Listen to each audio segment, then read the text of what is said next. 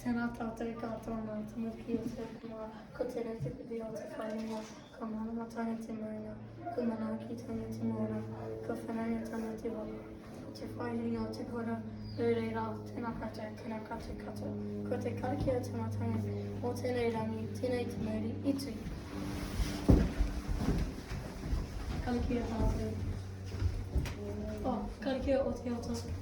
Tēnei te mauri, ka piki ake ki te rangi e tūnei, e rangi atua, e rangi tepua, e rangi tāwhito. Kia whiti ko te mātauranga, kia tau ko te māruatanga. Whaia kia tata, puritia kia mau, Haunye muie, tāi ki he. e toru ngā mea,